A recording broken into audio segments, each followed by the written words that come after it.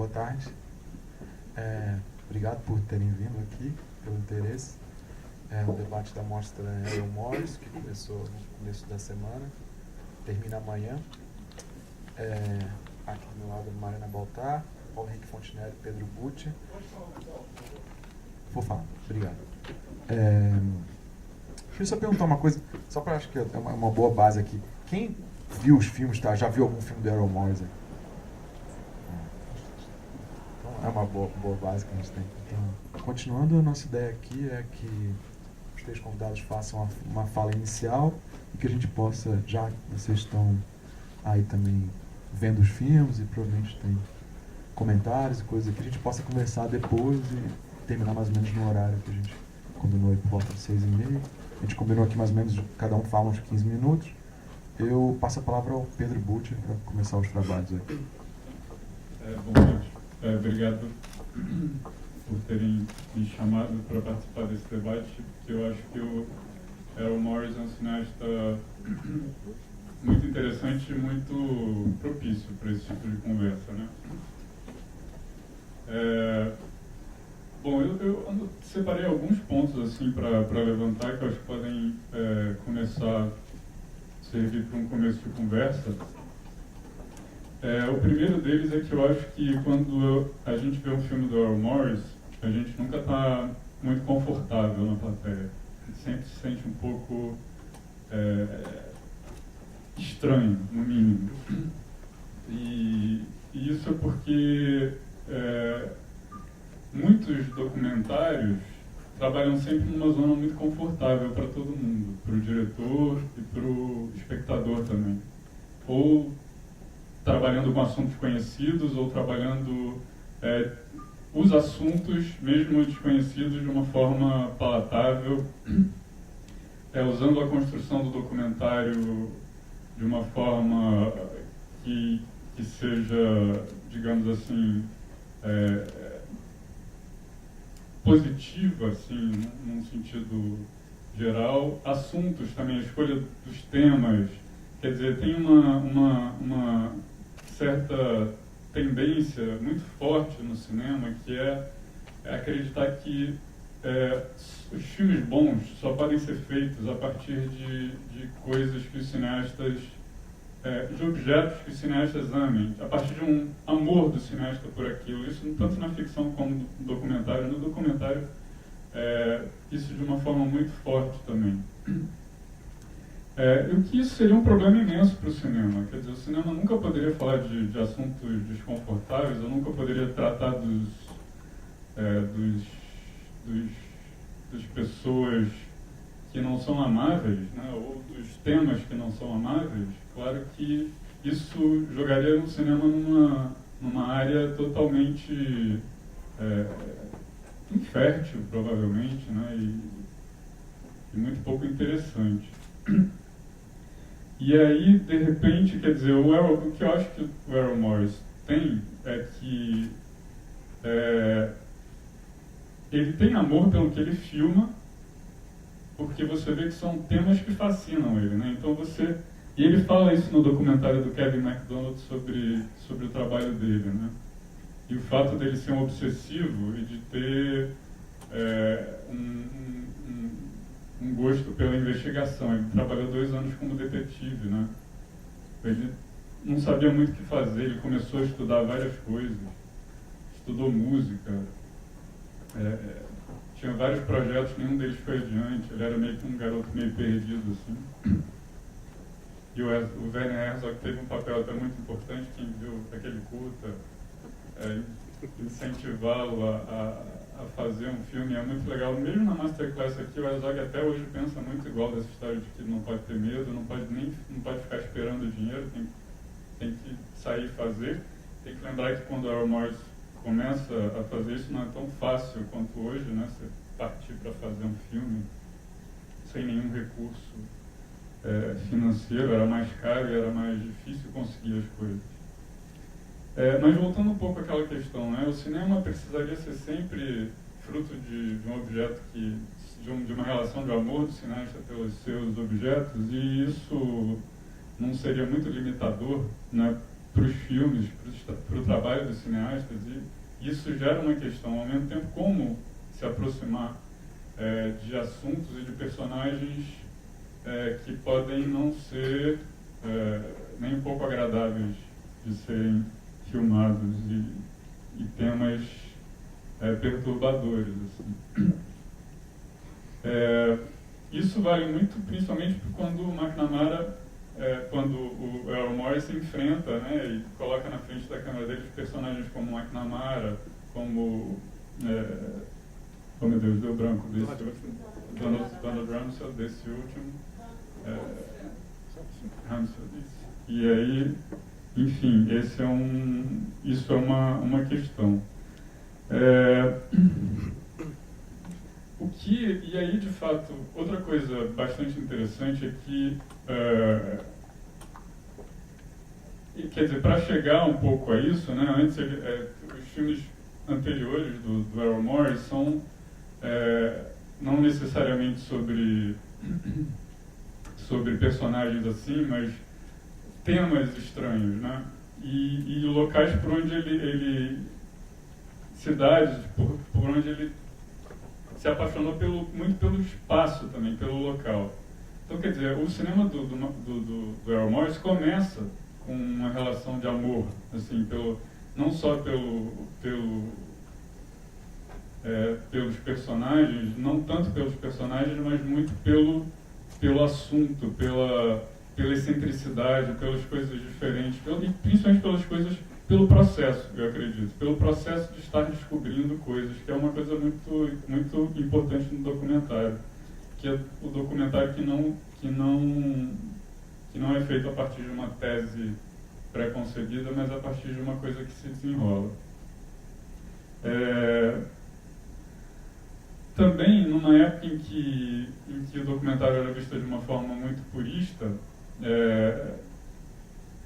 o Errol Morris começa a introduzir elementos que eram proibidos, assim, tipo reencenação, que era muito ligado ao docudrama, e a encenação, na verdade, e a reencenação está desde os princípios do documentário. O documentário nunca foi absolutamente puro, como depois, né, a obra do Fleck foi totalmente revisada.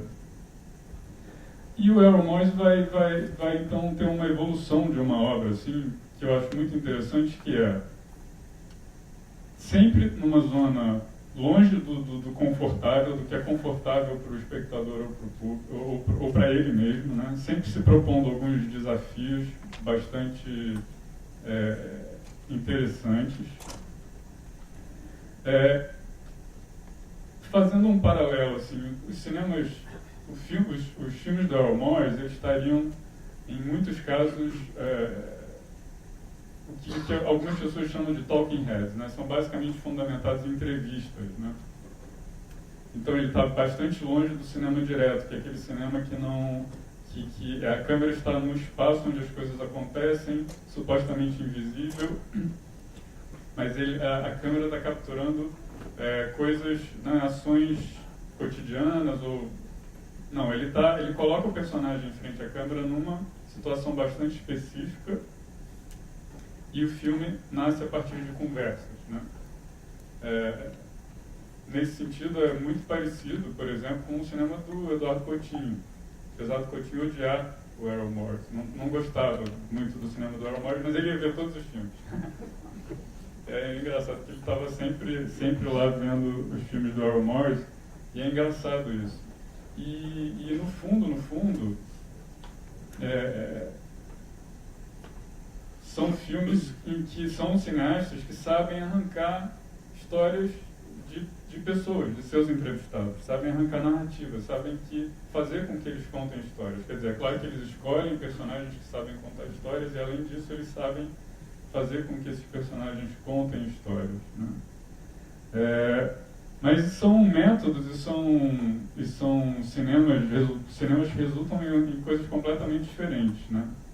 O Errol Morris desenvolveu um método, e eu acho muito curioso isso, porque a partir do momento que, a partir de determinado momento da carreira dele, ele criou um sistema para entrevistar a pessoa de forma que a pessoa visse pudesse olhar direto na câmera e ver o entrevistador, né? A imagem que ele está vendo na câmera é do entrevistador. E a câmera é um sistema super complexo. Quem viu o documentário sobre ele tem um complexo, é simples na verdade, mas enfim, o entrevistador e o entrevistado ficam em locais separados, mas eles estão face a face graças a esse sistema. E é engraçado isso, porque se você vai fazer entrevistas e tal, já fiz algumas para extras de DVDs e tal, a pessoa sempre fica um pouco do lado e tem muito essa recomendação, não olha direto para a câmera, fica parecendo uma coisa mais informal. E o Errol Morris, ele gosta do contato do olho no olho, e inclusive o olho no olho que vai se dar nessa relação da tela com a plateia, com o espectador, né?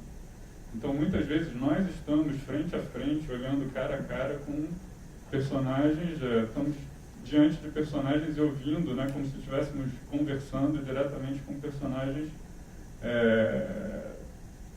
aos quais normalmente não estaríamos, né, e principalmente que nos colocam em situações uma situação muito desconfortável.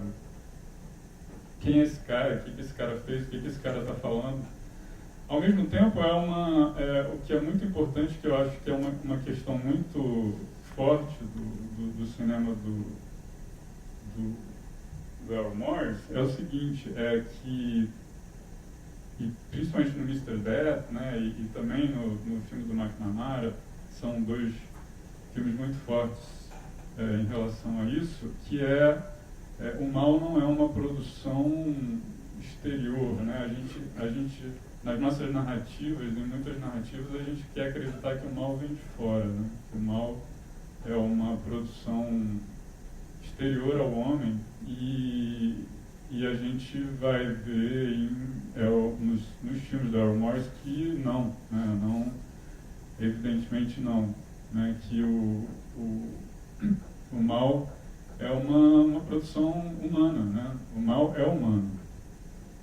E inclusive o fato de não encararmos isso de frente gera muitas questões e muitos problemas.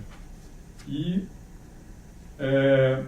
ao mesmo que eu acho também outro ponto muito importante do trabalho do Errol Morris é que, ao mesmo tempo em que ele embaralha a ficção e a realidade, ao mesmo tempo em que ele problematiza o documentário, ao mesmo tempo em que ele usa recursos absolutamente artificiais, faz um uso da música muito intenso na grande maioria dos seus filmes, ele não abandona uma crença na verdade, né? E no fato de que e numa crença mesmo que isso não pode ser abandonado, né? E o filme Até no Linha da Morte eu acho que é o mais impressionante nesse sentido, porque de fato é um filme que involuntariamente, sem ele ter planejado nada, acaba chegando a uma verdade que produz uma mudança. Eu não estou dizendo que todos os filmes dele vão... Eu não estou dizendo que ele acredita que a verdade é sempre... eu digo assim, a verdade está lá, mesmo que ele não consiga chegar até ela. No caso de alguns filmes, né, ela fica sempre obscura ainda, né, e ela permanece uma coisa meio inatingível. Mas o fato é que ela está lá, os fatos aconteceram, a gente só não tem como reconstituí-los, né? Enfim, eu fico me perguntando até quantos, hoje, né, a gente tem se deparado com tantas situações tão parecidas, e como não seria importante ter um documentarista como ele por aqui para tentar entender um pouco como essas mortes, né, e a partir do momento que tem uma polícia que interfere tanto nas pistas, né, e na forma de se chegar à verdade lá de que aconteceu com os Amarildos, né, enfim, todas essas questões que estão acontecendo aqui. Então, assim, eu acho isso muito importante no cinema dele, assim, não problematizar toda a representação mas ao mesmo tempo acreditar, né? Acreditar no que ele está fazendo, acreditar no tipo de relação que ele está estabelecendo com os personagens, não se esquivar, não ter medo de tocar em determinados assuntos, não ter medo de fazer determinadas perguntas. Esse sistema que ele montou, que é um sistema que aparentemente é só para a pessoa olhar para a câmera diretamente e continuar olhando para o entrevistado, ele na verdade também cria uma distância entre o cineasta, né, entre o autor do filme e o entrevistado, que pode ser muito saudável para o tipo de filme que ele está fazendo também, muito interessante. Quer dizer, ao mesmo tempo que ele está muito próximo, está encarando ali de frente, ele mantém uma distância física até, né? E isso permite que ele está olhando diretamente, mas na verdade não está. É uma espécie de contato direto virtual, mas ainda assim muito direto, né? Eu acho que eu acabei muito confusamente, desculpa, aqui tocando nos temas que eu acho mais importantes, mas e também sendo o primeiro aqui, eu não quero... Tem algumas coisas mais anotadas aqui, também não quero esgotar nada. Queria só lançar então essas questões que eu tenho certeza que meus amigos aqui vão problematizar também, porque eu acho que isso é muito bom no cinema de Errol Morris, ele é altamente problematizável. Aliás, falando em problematizável, eu diria que eu faço um apelo para todo mundo aqui, que quem não viu Cabra Marcado para Morrer, primeiro que veja o filme, depois que veja os 2 filmes que o Coutinho fez e que estão no DVD que acabou de ser lançado, que são 2 retornos do Coutinho ao tema e aos personagens do Cabra Marcado para Morrer, que eu acho que é fantástico. Não sei se vocês aqui viram. Eu cheguei a ver ainda. Mas são filmes muito impressionantes, mas justamente no sentido meio Errol Morris da parada, porque eles problematizam o Cabra Marcado para Morrer de uma forma muito radical, isso sem que o Coutinho tivesse a menor intenção.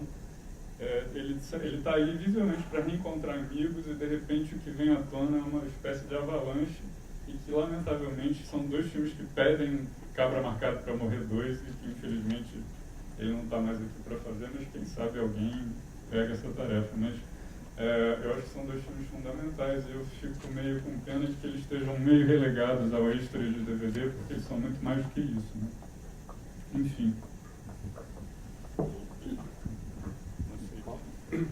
Obrigado. Antes de mais nada, me sinto muito honrado por ter sido convidado, não só para a palestra, como assinar esse catálogo também. E fiquei tão feliz quando eu vi que meu nome está junto com o da Mariana e com o do Roger Ebert. Maravilha. E o Errol Morris sempre foi uma pessoa muito importante na minha vida, principalmente na minha carreira. Eu sempre falei que, sempre quando eu me pergunto quais são as minhas influências, eu sempre cito o Errol Morris como uma grande influência, não que meus filmes tenham alguma coisa a ver com os filmes que ele faz, a técnica que ele usa, mas sempre quando eu estou planejando alguma coisa assim, sempre vem à tona a lembrança dos filmes dele. Então, de maneira, eu queria contar uma história pessoal de como o Errol Morris me salvou de uma possível depressão futura. E que, quando eu terminei meu primeiro filme que eu fiz, num curta-metragem chamado Mauro Shampoo, que era uma história sobre um jogador de futebol, que está no Guinness Book como o pior jogador de futebol de todos os tempos. E é um curta-metragem documentário. E aí eu fiz junto com um amigo meu, Leonardo Lima, que a gente gastou todo o nosso dinheiro curtíssimo, a gente passou um ano fazendo o filme, botamos no festival, nenhum festival aceitava, até que ele foi pro Festival do Rio, e ele acabou ganhando o festival, teve um prêmio de público, e na noite de premiação todo mundo veio falar comigo, parabéns, filme maravilhoso, muito bom, adorei seu curta, mas quando é que vai fazer um longa? Eu falei, tá bom. Aí, logo depois comecei a fazer meu primeiro longa, e passei mais de 3 anos trabalhando no filme, um filme feito com pouco dinheiro, chamado Loki, Arnaldo Batista. E aí, depois de 3 anos no trabalho, passou no Festival do Rio outra vez, ele ganhou o Festival do Rio, e na mesma noite lá de estreia, de exibição, lá da premiação, muitas pessoas vieram também falando, pô, parabéns, adorei seu documentário, adorei fazer um filme de verdade agora. Aí eu ficava com aquele troço na cabeça, pô, tem que fazer um filme, a ficção sempre é usada como parâmetro do cara ser realmente considerado um cineasta. Os caras só vai se tornar um cineasta sério quando vai fazer uma ficção, como se o documentário fosse uma coisa menor. E a gente vê essa confusão até o Canal Brasil. Outro dia tem uma propaganda assim: o Canal Brasil exibe o melhor do cinema brasileiro. Você exibe uns curtas, longas metragens e documentários. O melhor dos curtas, dos filmes e dos documentários estão aqui no Brasil. Como se o documentário e filme de ficção e filme fosse uma coisa diferente. Então sempre teve essa pressão assim: pô, quando é que você vai fazer um longa, quando é que vai fazer um filme de ficção? Eu ficava pensando: pô, mas será que é preciso disso? E sempre quando eu me sentia pressionado porque alguém ficava falando isso na minha cabeça, me via os filmes de Aaron Morris que de uma certa maneira me trazia alívio, porque eu via que era possível você fazer um filme original sobre um tema que aconteceu de verdade, mas que pode ser tão atrativo, tão instigante, tão emocionante quanto um filme de ficção. E melhor, para mim, na minha opinião, acho que a realidade é muito mais impressionante do que a ficção. Qualquer filme que eu sei que ele escrever sobre um personagem não vai ser tão importante, tão forte quanto ter aquele personagem falando sobre a vida dele. E a partir daí eu me senti aliviado, e a partir de agora eu só quero fazer filme de documentário mesmo. Se tiver ficção até faço, mas o... E outro dia, o filme do Aaron Morris me faz lembrar, viver a beleza da vida, assim. A gente vê agora uma sessão do First Person. São filmes engraçadíssimos, tem muito humor no filme, assim, mas você vê, no final de rir bastante, eu ficava apavorado, eu saio de lá comovido com as histórias pessoais de cada um. Outro dia, o meu amigo ali perguntou assim: pô, acabei de ver o Fast Furious Out of Control, qual é a relação que você vê sobre o jardineiro com o domador de leão, com o cara que constrói nanotecnologia de robôs? Aí me veio à cabeça uma frase que eu não sei quem falou isso, foi... fala que numa guerra não se morre em multidões, morre um cara que gostava de espaguete, um cara que tinha uma namorada, um cara que era gay, um cara que tinha um sonho. Então, quando uma guerra morre pequenas lembranças, pequenas memórias, pequenas vidas. Então, hoje em dia a gente vive num mundo de 6 bilhões de pessoas, mas a essência de cada uma dessa multidão está nessas pequenas histórias de vidas. Quando fui questionado por uma vez se eu tinha mania de procurar pessoas fora do normal, ele respondeu que não existe pessoas fora do normal. Na verdade, as pessoas que eles estão sendo retratadas naquele filme são pessoas como nós mesmos, pessoas como vocês, assim, por exemplo, que tem em algum momento da sua vida tem uma história interessante para contar. Uma pessoa normal que por acaso congelou a cabeça da própria mãe no momento da vida dela. Não, o cara que estudou, o cara fez faculdade de teogenia, assim, estudou até que a mãe dele pediu para ser congelado, e ele fez isso com o benefício da mãe dele. É uma história até comovente. Né? Então você vai vendo essas pequenas vidas, você vai vendo como se fossem pequenas gotas do oceano, assim, que compõem a beleza da vida. Eu acho que toda a história de todo mundo poderia dar um filme, se você souber como contar, se você pegar o aspecto certinho dessa história, da história da vida da pessoa, daria um belo filme. Então acho que cada vida é valiosa, cada vida é importante para formar a humanidade em geral. E eu acho que é isso que o filme dele lhe traz de tão emocionante e tocante. Eu até escrevi isso aqui no catálogo, assim, no último filme dele que ele fez com o Donald Ramos. Ele termina a pergunta falando com o Ramos assim: depois de toda essa pergunta, todo esse tempo que ele está perguntando aqui, só me responde uma pergunta: por que você aceitou falar comigo? Ele fala: essa pergunta é muito maldosa, realmente eu não faço a menor ideia porque eu estou falando com você. E, embora ele não saiba a resposta, acho que a resposta é óbvia. É o que une todos aqueles personagens do Out of Control. Uma vez um comentarista falou, no francês, que esse nome dela, falou que como é que você consegue arrancar as informações das pessoas? Ela falou: é muito fácil. É só perguntar, as pessoas querem falar, as pessoas querem ser ouvidas. E eu, como documentarista, já percebi isso. Sempre quando eu vou entrevistar alguém, eu falo assim: eu queria que você falasse um pouco sobre a morte da Cássia Eller. Não, a Cássia Eller, sobre a morte dela, não quero falar. Tá, tudo bem. Mas só fala uma coisa. Tá. Aí vai falando, fala. Porque as pessoas têm necessidade de falar, têm necessidade de desabafar, têm necessidade de falar seus sonhos, suas decepções, suas tristezas. E é isso que o dono de Casa do Céu talvez não consegue entender naquele momento. Naquele filme Doutor Morte, chega uma hora que para mim é o cerne de toda a obra do Errol Morris, quando eles analisam o que o Lester se tornou. O cara era um Zé Ninguém, que depois está dando palestra para neonazista, que de repente sentiu a oportunidade de ter alguém para ouvi-lo. É um cara que não tinha nada e que agora finalmente está sentindo um pouco do que é ser querido, do que é ser amado.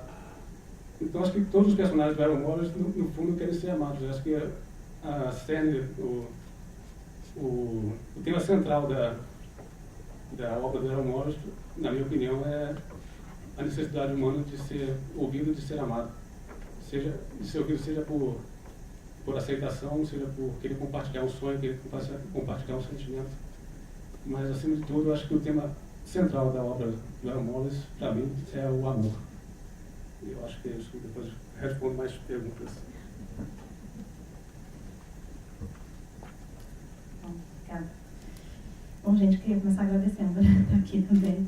Eu, na verdade, nem estou aqui na condição de especialista em Errol Morris, nada disso, assim. E eu tenho uma relação bem ambivalente com os filmes dele, estava falando, né? Eu não sei dizer se eu gosto, se eu não gosto, se eu sei que os filmes me afetam muito, tá? E é assim, foi a partir desse afeto pelos filmes, esses filmes me afetaram profundamente, que eu acho que, como o Pedro falou, a gente se comove ou se estranha, a gente fica entre o estranhamento e a comoção. E aí isso me fez pensar várias coisas a partir, né, do Errol Morris, porque, né, fico pensando um pouco sobre isso. Como que o documentário, como qualquer filme, na verdade, é capaz de fazer a gente ficar entre essa comoção e o estranhamento, né? E como é poderoso ficar entre a comoção e o estranhamento para a gente pensar sobre o mundo, para pensar sobre a vida, essas pequenas histórias, assim. E é isso que eu gosto no cinema do Errol Morris, assim, embora não necessariamente goste dos filmes. Reconheço, são filmes incríveis, muito bem feitos e, sobretudo, a capacidade que ele tem de editar entrevista. Eu acho que ele é um mestre de edição de entrevista. Ele é não só da técnica de conversar e extrair, entre aspas, das pessoas as falas, mas depois o que fazer com essas falas. Ele é preciso no corte das entrevistas, né? Assim, como que ele edita as falas de cada coisa para deixar a gente num estado também de estranhamento diante daquela fala do outro, né? Eu acho que é aí a diferença da técnica do Coutinho. O Coutinho é no fluxo da conversa que tem, talvez, a relação de comoção e estranhamento. No Errol Morris é no corte, né? É naquela coisa do silêncio. Tem vários momentos de silêncio na entrevista, tem vários momentos de confronto mesmo, assim. Bom, eu fiquei pensando hoje, pensando o que eu ia falar aqui, mais ou menos, o que eu ia compartilhar com vocês para a gente começar essa conversa, assim. E eu me deparei no catálogo, aliás, o catálogo é excelente, parabéns, gente. Vários textos, eu adorei vários textos, fiquei anotando várias coisas. E no texto da Patrícia Ribeiro, que está no catálogo, ela tem uma frase que ela está falando dos documentários de uma maneira geral. Mas eu achei essa frase super pertinente para começar uma conversa sobre Errol Morris. E ela usa dois termos que eu acho perfeitos, tá? Primeiro é conjugação dos espectros do espetáculo e do acontecimento. E o segundo é da dúvida como única certeza. Eu queria começar a partir daí. Primeiro por essa história de conjugação dos espectros do espetáculo com o acontecimento. Porque eu acho que o poder do documentário dele, na verdade, vem de mostrar pra gente, sem nenhum medo, sem nenhum acanhamento, de usar excessivamente, eu fico usando o tempo todo essa palavra de excesso, eu vou falar um pouquinho dela aqui, de ficar usando excessivamente todos os recursos possíveis da linguagem cinematográfica, misturar aquele manancial, aquela matriz de uma cultura sensacionalista. Ele sabe usar essa cultura sensacionalista, ele sabe usar essas estratégias de uma cultura sensacionalista, né, da cultura massiva, da cultura do excesso mesmo, para provocar a gente e misturar isso, né, de alguma maneira, com as próprias entrevistas e com a própria tradição do documentário. Eu acho que ele sabe envergar o mundo do documentário, envergar todas aquelas expectativas que a gente tem enquanto espectador, né, em relação ao documentário. Ele enverga isso nessa mistura que ele faz com essa cultura do excesso, com esse mundo, né, com esse universo sensacionalista, assim. E ele faz isso, fazendo isso mesmo, né, conjugação do espetáculo com o acontecimento de uma forma provocativa, de certa maneira, né, para fazer, assim, provocar a gente e provocar a gente para pensar não só a dúvida como única certeza, mas também, e sobretudo, duvidar dessas verdades oficiais. Eu acho que, sobretudo, o poder do cinema dele vai um pouco nesse sentido, da gente duvidar das verdades oficiais.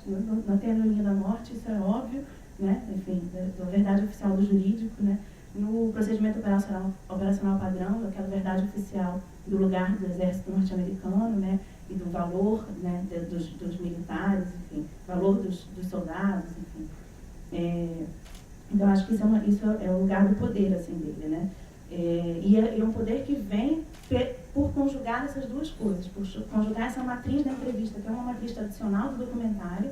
A gente espera, de certa maneira, que o documentário vai falar sobre vidas privadas, sobre histórias, falas reais dos outros, né? Então, o elemento da entrevista é um elemento recorrente no mundo do documentário, na tradição do documentário, e ele faz isso muito bem, mas ele conjuga isso com, por exemplo, as reencenações, que eu acho que é um aspecto que é uma marca, não deixa de ser uma marca dele, que é presente em vários dos filmes, e eu acho que é uma questão importante, assim.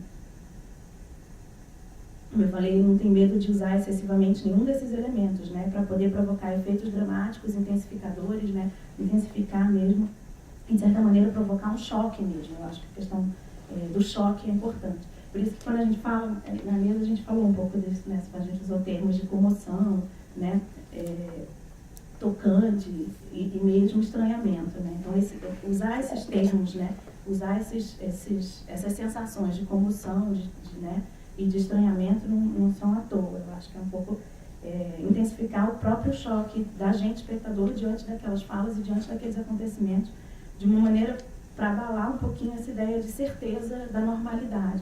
Porque o discurso oficial, essa verdade oficial, dá uma certa normalidade. A guerra, a morte, a tortura, né? Enfim, e como se tudo isso fosse meio normal. E aí eu acho que quando ele provoca esse choque, esse estranhamento na gente passa a duvidar dessa normalidade, né?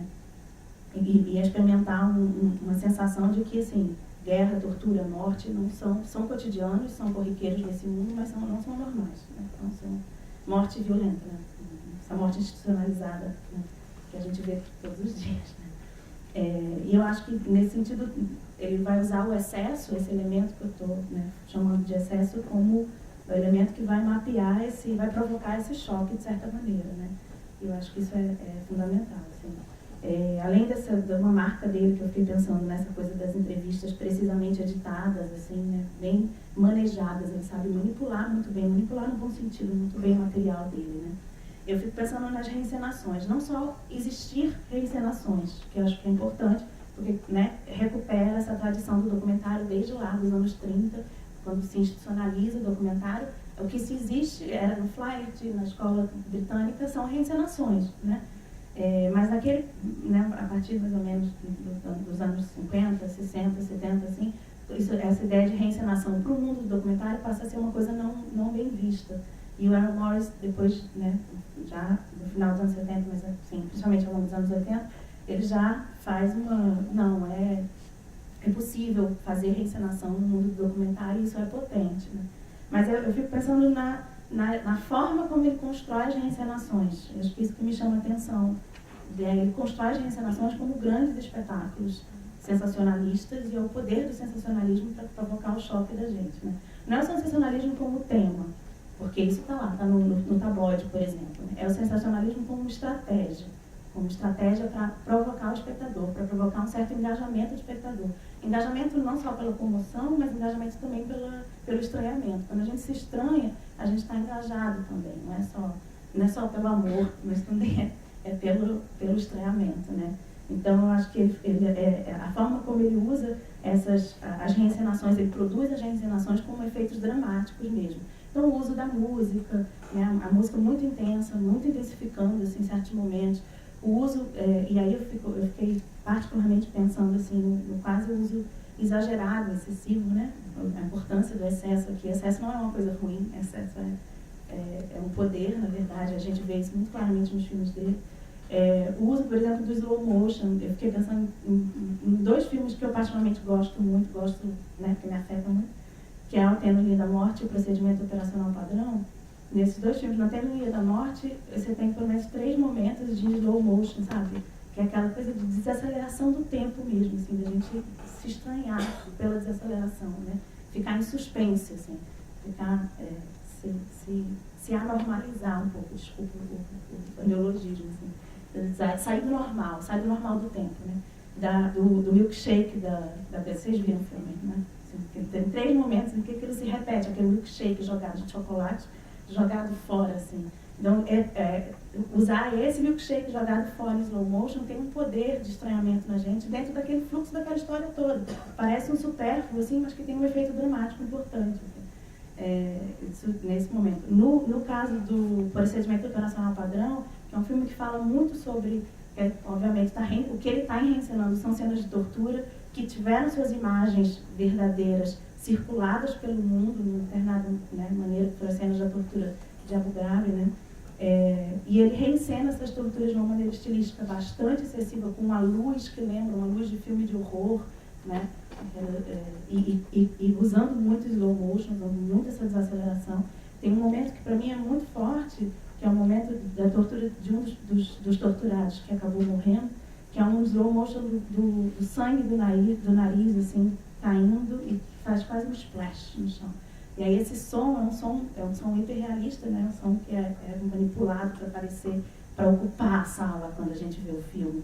Então isso são traços dessa cultura sensacionalista, ou seja, chamar a atenção visualmente, sonoramente, para determinados momentos simbólicos fortes, dramáticos, intensos, né? Isso é excesso, que a gente vai ver no cinema de ficção, no melodrama, que a gente vai ver no cinema de horror, que a gente vai ver, né, nesse tipo de gênero, que é organizado a partir dessa lógica do excesso, e usado isso de uma maneira potente para, misturado ao documentário, né, fazer a gente, espectador, se chocar, se estranhar e começar a se colocar nesse estado de dúvida. Eu acho que essa, para mim, é a maior potência dele, assim.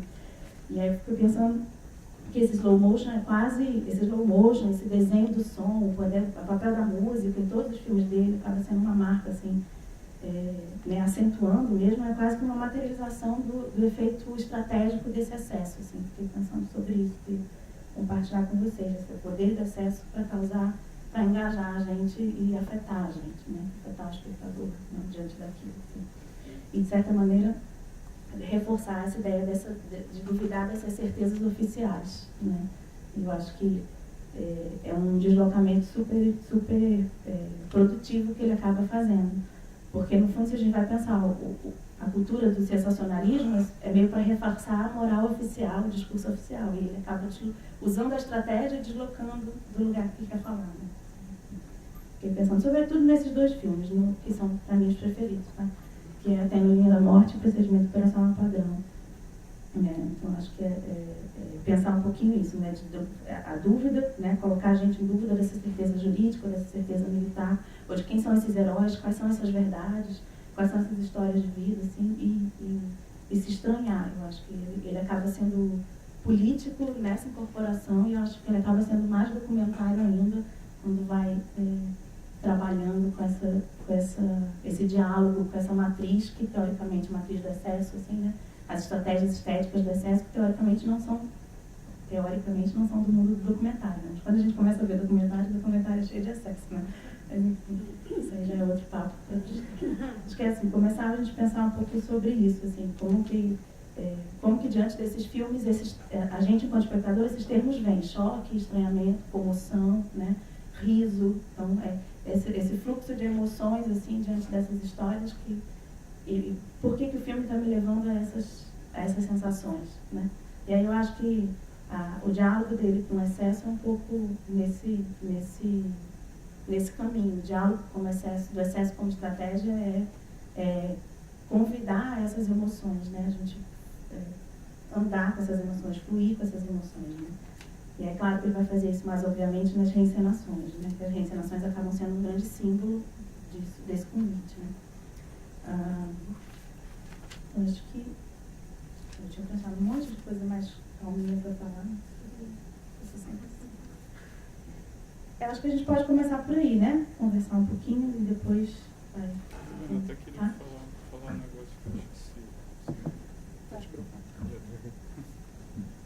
Não, Inclusive, acho que tem muito a ver sobre esse último aspecto, que é um desses aspectos que a Mariana ressaltou, que é da reencenação. Mas é que eu acho que a gente falou muito pouco da ética, da questão da ética dos documentários no cinema do Errol Morris, e é uma questão, eu acho, fundamental. E tem uma história que eu acho fundamental para qualquer conversa sobre Errol Morris que a gente tem que lembrar. O Mr. Death era um filme que inicialmente era totalmente centrado no personagem do Mr. Death, né? Que é um cara que é obcecado com formas de morrer. Ele se chama humanitário porque ele diz que ele está criando técnicas para as pessoas morrerem de forma menos cruel, né? Menos sofrida, né? E ele fez uma primeira montagem desse documentário em que só havia esse cara falando e só havia esse cara contando as histórias dele. E uma das questões desse cara é que ele não acredita que o Holocausto existiu e ele quer provar que as câmaras de gás eram impossíveis, né? Ele fez uma primeira montagem disso acreditando que ninguém ia acreditar no que o Mr. Death estava falando. E ele viu que não, né? Que muitas pessoas compravam aquilo. E o documentário tem muito isso, né? O documentário, a gente tem, até pela história do cinema, o documentário é a verdade, é muito associado. E hoje em dia, gente, a ficção é assim, né? Quer dizer, a gente tem que lembrar, hoje em dia não. A ficção é muito assim. Quando um filme é baseado numa história real, ele já tem um ponto de venda, digamos assim, incrível, né?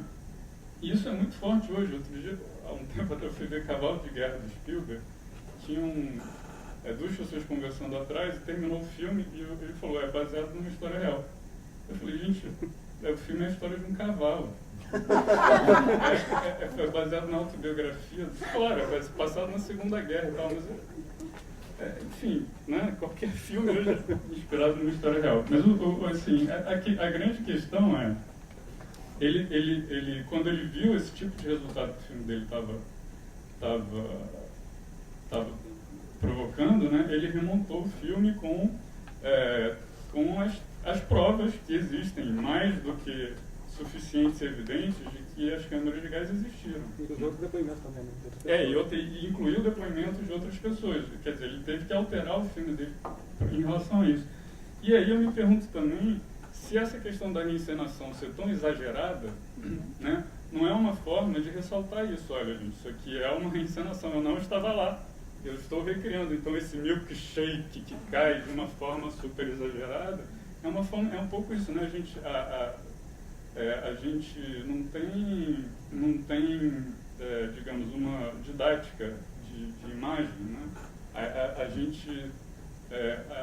A imagem ela é toda feita desde o começo, e é muito curioso isso, quer dizer, pelo menos a imagem que ficou estabelecida assim como o padrão, né, a hegemônica, a imagem hegemônica, ela parece que ela nasceu pronta, né? Toda a linguagem clássica é um pouco isso, a gente acreditar que aquilo nasceu pronto, que não tem uma construção ali por trás, né? Então, eu acho que o Errol Morris trabalha muito, isso tem muito no sentido ético do cinema dele, que não, isso aqui é uma construção, eu tô trabalhando muitos elementos, a música é exagerada, né? Eu nem sei se isso adianta muito, mas eu acho que tem muito a ver com isso. Tem muito a ver com essa... eu nem sei então se eu chamaria tanto de sensacionalistas as reencenações, mas eu acho que elas são muito assim, chamando a atenção para o fato de que eu não estava lá, né? E aí eu acho engraçado porque, por exemplo, o Errol Morris, qual é a imagem que eu acho que hoje em dia que é mais forte, que a gente tem a sensação de que está pronta, que vem pronta, né? Que acho que é muito a imagem da publicidade, né? E hoje em dia, cada vez mais, a publicidade e o que não é publicidade, se tem a relação entre documentário e ficção sempre foi muito tênue, as divisões, as fronteiras entre esses. Hoje em dia, a fronteira entre publicidade, narrativas e documentários e ficção é cada vez mais tênue também, né? Mais estranho, eu digo. Hoje em dia o que está mais em moda é o famoso, é o filme que você está vendo, mas que você não sabe que é E há um tempo o cinema é assim, né? Há muito tempo. A Sony comprou a Columbia sabendo que um dia o conteúdo ia ser o motor, digamos assim, da coisa. O motor não, mas seria um elemento essencial. E se você vai ver um filme do Homem-Aranha, Sony, todo mundo usa Sony, é uma coisa... a velha... E o Errol Morris é um diretor de publicidade, né? A gente tem que lembrar isso. Ele dirigiu muitos comerciais. E ele gosta disso. Tem uma frase dele que eu acho muito engraçada, que é o seguinte, ele é perguntado sobre isso, e ele fala assim, eu adoro comerciais, sem reservas. É o haiku do Ocidente. And I like to think eu gosto de pensar no consumismo como a forma mais eficaz de prevenir o genocídio. Quando alguém aparece na nossa porta e... Se alguém aparecesse na nossa porta e pedisse para a gente matar o nosso vizinho com uma machete, é menos provável que você faça isso se você tiver planos de sair, comprar um DVD, se você tem que ir ao supermercado, se você tem que fazer alguma coisa assim. Enfim, eu acho engraçado isso. Agora, eu acho também que ele é muito uma old school da publicidade, entendeu? Ele fez publicidade há muito tempo atrás. Eu não sei se ele ainda... E essa entrevista é uma entrevista dele antiga. Não sei se ele ainda mantém isso. Mas, enfim, eram questões que eu acho que ficaram faltando. E principalmente essa questão da ética, porque é uma coisa que me lembra... Os filmes, quando estão prontos, gente, quer dizer, os filmes estão na cabeça do autor... Muitas vezes não, sempre ganha uma vida própria que você nunca vai saber qual vai ser a recepção. É a famosa história do Eye of the Beholder. É o olho de quem está vendo que vai construir aquilo ali de fato. É o que aconteceu com Laranja Mecânica. O Kubrick fez um filme que era para ser uma crítica à violência e de repente virou uma outra coisa. E o Kubrick retirou o filme de cartaz depois de 2 semanas, e depois que teve o segundo grande... a segunda grande reação violenta na rua por conta do filme, que foi comprovadamente por conta do filme, ele retirou o filme de cartaz. Laranja Mecânica é um filme que ficou para a história, mas que na Inglaterra ficou 2 semanas em cartaz. Né? Ele voltou depois, muitas vezes e tal, mas o fato é que o Laranja Mecânica foi recebido como um filme pró-violência. E era a última coisa que o Kubrick queria fazer. Né? Enfim, os filmes ganham vida e tem essa história do olho de quem está vendo, que é uma coisa... E dos efeitos... e desse fato do cinema ter um efeito no conjunto, no coletivo, na massa, né? E ser que é uma coisa que também está sumindo, mas que é uma característica muito forte. Então, que eu acho que isso é muito forte no cinema do Errol Morris, e que eu acho que ele é essa questão, entendeu? Quer dizer, que eu acho que o cinema tem a crítica muitas vezes tem uma posição do não pode, você não pode fazer isso, você não pode fazer aquilo. Você não pode reencenar, você não pode usar a câmera lenta, você não pode usar música. E eu acho que no cinema, na arte, não pode ter não pode, né? Mas, não pode ter não pode, mas tem que ter um cara como é o Morris atrás, tem que ter uma ética, tem que ter um cara que vai entender, quando ele mostra o filme dele, e que fala, não, isso não pode, eu não quero que esse filme seja percebido assim. E ele até vai usar recursos, teoricamente, que não pode, ele queria que fosse um filme só com o olhar e as entrevistas do Mr. Death, e acrescentou outras coisas para que o filme não se tornasse alguma coisa que ele não queria, né, que fosse, enfim. Claro. Então, usa esse.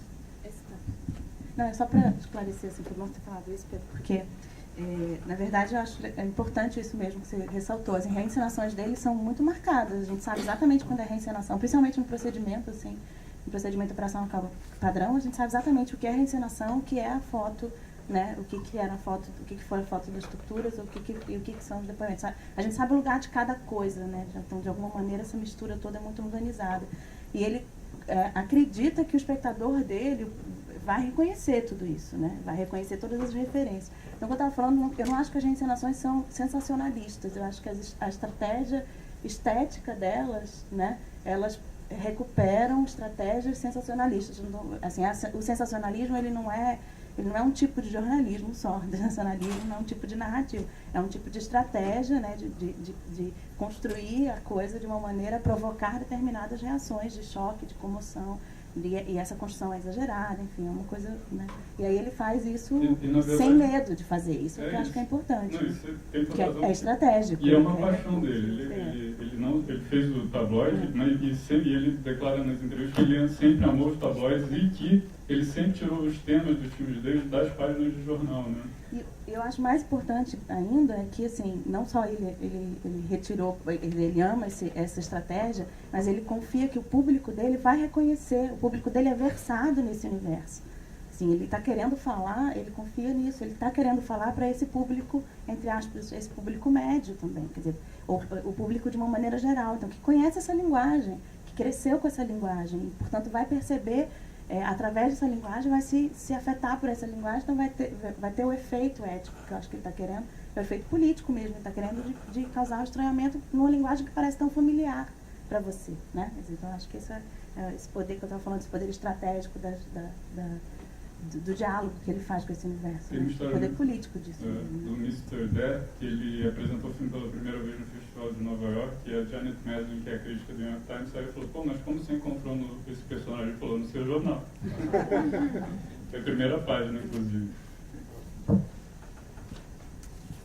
Bacana. Acho que já temos aqui diversas proposições assim, de assuntos que a gente pode retomar. Acho que estamos de campo bem aberto aqui para começar a conversar. Alguém tem algum comentário, pergunta, discordância? Posso fazer? Ele levantou ali, depois você. Boa noite. Para Mariana, ouvindo você falar, eu queria que você falasse um pouco, comparando ele e o Michael Moore. Porque na sua fala, em alguns momentos, eu me lembrei do Michael Moore também. E que o Pedro falasse com relação à ética no Michael Moore, também em comparação ao Errol Morris. E se alguém da mesa quiser comentar também. Eu acho que os dois são próximos e distantes, né? Eu acho que eles são próximos nesse diálogo que eu estou apontando, assim, que eu acho que o Michael Moore também tem o mesmo tipo de procedimento de trabalhar estratégias sensacionalistas, mas no caso do Michael Moore mais se firmando num diálogo com melodrama, por exemplo, se você pensar Fahrenheit, ou mesmo Tiras em Columbine, e se firmando muito, aí a diferença dele em relação ao Errol Morris, se firmando muito no personagem dele, né? Michael Moore é o grande personagem de todos os filmes dele. Assim, eu acho que ele é o grande protagonista de todos os filmes dele. Ele se firma muito para fazer o discurso dele nessa persona dele mesmo, né? E aí essa persona dele que tem uma coisa da ironia, do sarcasmo, então então ele mistura esses efeitos do humor com essa comoção melodramática. Então, acho que no caso do mesmo diálogo com essa matriz do excesso massivo e tal, acho que os dois se aproximam e se distanciam na super presença do Michael Moore nos filmes dele, que o Errol Morris ele não está explicitamente presente, corporealmente presente, né? Ele está presente como no discurso fílmico na mão do diretor mesmo, né? Nessa mão do cara que está montando, nessa mão do cara que está muito claramente, declaradamente dizendo, olha, esse aqui é o meu discurso, esse é o discurso que eu tô te convidando a ver, entendeu? Que eu estou te convidando a questionar, né? Mas acho que aí no caso seria a distância deles nesse sentido, né? Mas eu acho muito, eu fico pensando um pouco isso, tá? Eu acho que eles são dois cineastas muito norte-americanos, num certo sentido, assim. Eles sabem com quem eles estão falando, eles sabem com que público eles estão falando. Eles sabem exatamente quais estratégias eles têm que usar para afetar aquele público norte-americano. É claro que acaba afetando também transnacionalmente, tá? Isso não quer dizer, mas eu acho que eles sabem exatamente qual é a referência do público deles, qual é a referência cultural do público deles, eles sabem exatamente quais são. Então, por isso também ficar usando essa cultura massiva, assim, espetacular, de uma maneira tão estrategicamente excessiva, né? Acho que... Mas você acha que a imparcialidade, quer dizer, se é que a imparcialidade no documentário, você não acha que no Michael Moore é muito, a parcialidade do que ele propõe é muito maior do que no Errol Morris, por exemplo? Porque o Errol Morris, na verdade, ele deixa a câmera ligada e deixa o cara falando. Obviamente, na edição, o cara vai guiando a história que ele quer contar, né? Mas acho que as entrevistas do Errol Morris são, aquilo que a gente falou de aproximar do Coutinho, são muito feitas sem julgamento particular sobre a pessoa no primeiro momento. Desculpa, eu não acho não. Eu acho não. Eu acho que tem esse efeito, né? Acho que dá essa impressão exatamente porque o Michael Moore, ele é o grande protagonista. Porque ele está lá, porque ele está... Então, ele está corporealmente colocado lá, então fica mais óbvio esse lugar da intervenção, da imparcialidade. Mas eu acho que isso está tão presente no Errol Morris quanto está no Michael Moore. Acho que está presente no Errol Morris de uma maneira... mais sutil. Talvez mais sutil. Mas eu não sei se sutil é exatamente a palavra, mas também não estou achando outra, tá? Então vai sutil. Mais nuançada, obrigada. Mais nuançada. Mas, por exemplo, essas entrevistas dele, que você fala, que dá a impressão de que a câmera está ligada e a pessoa está falando, é porque você não tem o lugar da pergunta dele, porque você não tem o lugar da intervenção direta. Mas elas são tão precisamente cortadas para construir uma certa unicidade do discurso, da fala do personagem, que não, acho que está ali um lugar da intervenção muito claro, assim, quando a gente vê. Então, eu não sei, eu acho que eu não diria, não. Para mim, essa imparcialidade está nos dois, mas de uma maneira mais nuançada que o outro. Mas eu acho tão claro o discurso do Morris, assim, tão claro o que ele está querendo dizer. Pensa o procedimento operacional padrão, por exemplo. Assim. Ele vai expondo todos, né, reforçando uma crítica aos militares, né, reforçando uma crítica ao exército norte-americano em relação à questão das torturas, mas vai ao mesmo tempo isentando certas pessoas e elegendo um vilão, que é o Brennan, né, que nunca aparece no filme hora nenhuma. Não dá entrevista, é o único que não dá entrevista. E foi o único que foi condenado, de fato, né, pela tortura. Foi o único que foi condenado na Suprema Corte Marcial, lá, sei lá como é que eu chamo. Claro, não sei o nome desse negócio, mas enfim, então acho que é muito claro, assim, então, não sei, não diria. Isso você perguntou, né, que eu acho uma questão ótima, porque é o seguinte, justamente no filme do Donald Rumsfeld, o Errol Morris foi acusado de ser muito brando com ele. E ele disse que ele ficou muito perturbado com isso, ele realmente achou, será que eu fui? E no fim ele falou assim, mas olha só, eu não sou Michael Moore. Ele disse, eu não estou fazendo um filme de Michael Moore. E nesse sentido, é isso, o Michael Moore, ele é muito mais ele confronta para chegar onde ele quer, né? E ele, eu acho que às vezes ele extrapola muitas questões éticas mesmo. Não sei, eu fico muito mais em dúvida em relação ao Michael Moore do que ao Errol Morris. Por exemplo, Michael Moore, quando ele chega lá na casa do Charlton Heston, para tirar esses efeitos hiperdramáticos, né? E eu não sei como ele chegou lá, né?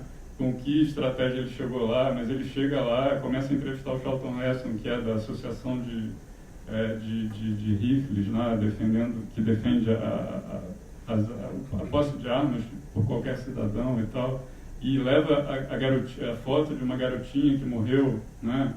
Que dá um efeito hiperdramático, e você vê, ou quando o Michael Moore entrevista, a postura dele quando ele vai entrevistar uma pessoa, um inimigo, né, digamos assim, essa é uma das grandes questões do cinema, como filmar o inimigo, o que você considera ser o inimigo, não só seu, mas da sociedade, né, alguma coisa assim.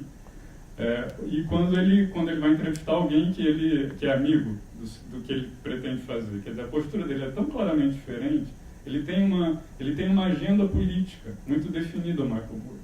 O Errol Morris, eu não sei se ele tem uma agenda política, ele tem um ponto de vista, ele é um cineasta de esquerda, digamos assim, ele é um cineasta humanista, ele é um cineasta, mas ele está um pouco mais interessado em... eu acho que ele tem, eu digo assim, a imparcialidade é impossível, ela não existe, e a gente vê dois exemplos de parcialidades, mas dois exemplos de formas muito diferentes de chegar a essa parcialidade, que eu acho que isso que é interessante, que no Michael Moore eu acho muito mais questionável, e não é à toa que o Errol Morris, sim, é um cineasta conhecido do público, mas o Michael Moore é um cineasta de milhões, gente. Fahrenheit fez 120 milhões, ele fez mais do que muito filme de ficção, que ele é maior do que qualquer blockbuster. Porque os efeitos dele são apelativos mesmo, né? Assim, a vontade dele, a manipulação de recursos, num sentido, aí eu diria assim, sensacionalista num sentido mais negativo, são muito fortes. O Michael Moore eu acho muito mais forte, e nesse sentido eu acho que eticamente, eu acho o Michael Moore, e eu adoro cineastas que se colocam no limite da ética, mas eu acho que ele ultrapassa algumas vezes de uma forma que incomoda mais para o mau sentido. Quer dizer, ele na verdade não incomoda, né? O Michael Moore, ele produz filmes que apenas reforçam o que todo mundo quer ouvir, muitas vezes, né? Que é o que todo mundo... que pode ser contra um discurso oficial, pode até ser contra uma verdade oficial, mas que reforçam o senso comum e o que todo mundo quer ouvir. Ele não coloca o espectador numa zona de desconforto, como o Errol Morris coloca, no meu entender, e eu acho que ele, nessa questão ética, é muito mais questionável do que o Errol Morris. Essa própria cena da garotinha do filme do Columbine é totalmente uma farsa, né? Porque porque ele vai correndo atrás do Charlton Heston, assim, Charlton Heston, o cara vai embora, assim, o cara vai o Charlton Heston vai indo embora, assim, e ele fica assim, na montagem, parece assim, Charlton Heston, mas peraí, olha só essa garotinha aqui, tinha 8 anos, morreu com um tiro, você tem dinheiro, não fuja. Só que o filme está sendo todo gravado com uma câmera só. Ou seja, o contraponto foi feito depois que o cara tinha ido embora. Quando você vê o filme, tem a intervenção que o cara está fugindo do Michael Moore, quando na verdade isso foi gravado depois, né? Então, o que ele falou, é uma coisa mais questionável, esse tipo de ética do que... Tem um filme maravilhoso nesse sentido, que eu acho que devia ser usado em qualquer escola de cinema e de imagem, inclusive imagem, que é Nos Bastidores da Notícia. É um filme Hollywood, bem Hollywood, mas que é sobre a produção de um telejornal já há muitos anos, né? E tem isso, o William Hurt é um repórter completamente sem ética, com uma câmera só, ele grava uma entrevista com uma câmera e depois ele grava ele com a mesma câmera, ele chorando, e a edição vai dar a impressão que aquilo tudo aconteceu num momento único. Eu li no Globo que o Errol Morris fala que no negócio do Donald Rumsfeld ele dá corda pro cara se enforcar. Talvez o Michael Moore vá lá com a corda. Na abordagem. Sim. Você tinha uma intervenção? Paulo Henrique, né? Eu vi o filme Mano Shampoo, agora só vi em festival no Seafood, né? Agora, em relação a Edmond, porque é o seguinte, o filme McNamara, né? Quer dizer, tem muito bem pesquisado, né? Tem imagens da Primeira Guerra Mundial, Guerra do Vietnã e tal. Inclusive ele foi processado várias vezes, todo mundo acha que ele está muito rico. É questão de verba, né? Eu vi há pouco o Calabouço, eu achei muito linear, entendeu? Não colocar imagem de passeata no Rio do 68. Quer dizer, essa questão de verba, né? Porque ele realmente, ele é um bom documentarista e tudo, mas eles falaram que foi mais questão de verba para não colocarem nenhuma imagem presente. Essa questão de verba, quer dizer, é muito importante você no documentário. Porque ele tem patrocinador aí embora, né? Tem patrocinador, quer dizer, embora ele é muito bom, bem pesquisado e tudo, mas ele tem patrocinador, né? Agora eu não sei no seu caso, você tem e o que você acha disso? Não, bom, infelizmente eu não tenho a verba que o Errol Morris tem para fazer o filme dele. Mas no Brasil, atualmente, se você quiser fazer um filme que tenha bastante imagem de arquivo, está praticamente impossível você fazer um documentário no Brasil com o preço das imagens de arquivo. Cada emissora cobra R$7.000 por minuto de filme. Esse último filme do Ocejão tem muita cena do golpe 66 que foi mais barato a gente comprar, 64, foi mais barato a gente comprar a imagem lá na Inglaterra do que comprar aqui no Arquivo Brasileiro. No Arquivo Nacional cobra uma fortuna para se fazer. Então, provavelmente ele não teve tanto problema com isso pela estrutura que ele tem, mas no Brasil realmente é impossível. Cada vez mais impossível você ter construir um filme com imagem de arquivo, se você não tiver um bom patrocínio. Tem uma colocação aqui. Eu queria fazer uma pergunta sobre um filme do Errol Morris que eu acho muito particular assim, na filmografia dele, e que se diferencia completamente assim, desses filmes mais conhecidos, porque ele não usa tanto as estratégias sensacionalistas, como a Mariana falou, né? É um filme chamado Vernon, Flórida. Não sei se vocês chegaram a ver, assim, que eu achei bem interessante. Que é um filme que tem personagens que são excêntricos também, assim como Fast Chip e Out of Control. Mas é um filme que não usa músicas, não usa trilha. Os personagens eles estão inseridos no seu espaço, tem uma relação muito forte com o presente, né? A relação dos personagens com esse presente. E aí eu fico me perguntando assim, é um filme muito singular assim, na filmografia dele. O que vocês acham assim, desse filme?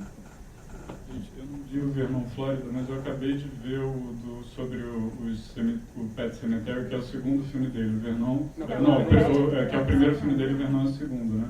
Então eu acho que é um pouco isso mesmo, os dois, porque o filme sobre os cemitérios de animais de estimação, é bem isso também. Não sei se você chegou a ver também, eu não vi o Vernon Florida, eu estava louco para ver e acabei não conseguindo. Mas eu imagino que o cinema dele tem uma evolução.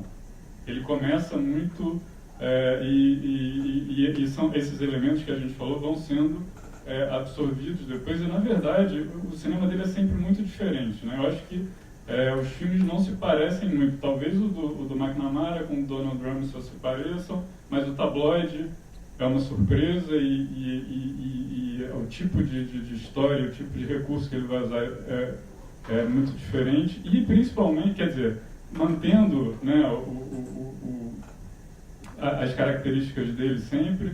E tem um filme que a gente não comentou que é diferente disso tudo também, que é Brief History of Time, Uma Breve História do Tempo, que é um mergulho ali naquela família, né, e principalmente no personagem de Stephen Hawking e que eu acho que no fundo tem muito a ver também com o cinema dele, né, que é essa história de você se dar conta de que e que tem muito a ver com a condição humana, né, a condição humana de ser esse de repente essa descoberta de que e a condição humana contemporânea, digamos assim, que você não é o centro, que o homem não é o centro das coisas, que a Terra não é o centro do universo, que o universo é uma coisa muito mais complexa, que a gente é uma poeirinha, né? É uma insignificante.